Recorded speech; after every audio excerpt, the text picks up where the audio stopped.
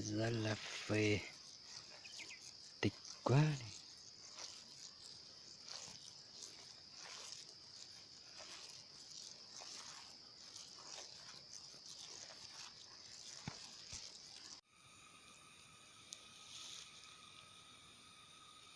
Đây ta sẽ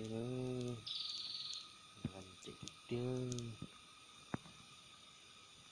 trên vô cao này mình mồi vậy thôi, mồi vậy thôi nhá.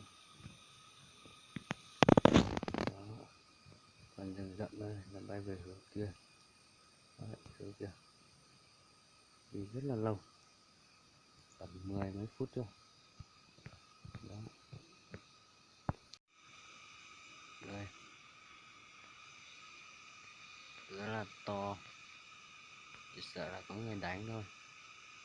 Nếu mà chưa có người đánh thì quả này chắc chắn là phải tầm tính ít nhất là cũng phải trên 4 cân rồi, trên 4 cân đấy. Tổ này ông già quá là to. Đó, bay theo hướng này. Đấy, bay tít lên trên trời luôn, phóng lên trên trời luôn. Hai thằng nhá, một thằng nó đi đón trước rồi. Hôm nay chúng tôi hai người, bắt đầu hai người.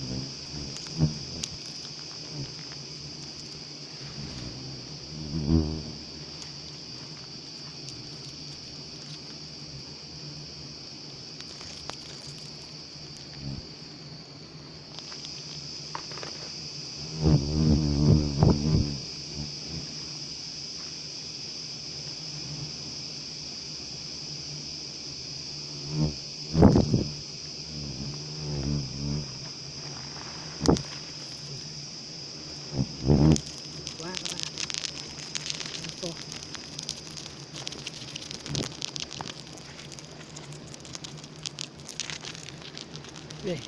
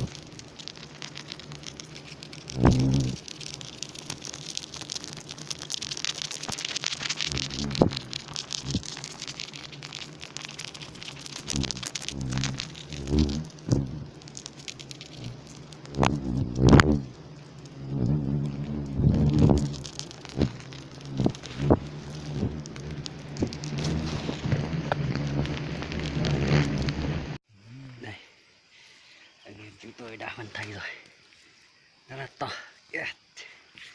rất là phê, đá quá các bạn, 3 tầng rồi, cái này phải nằm trên 6 cân rồi, 6 cân rồi, đây, quá là đá luôn.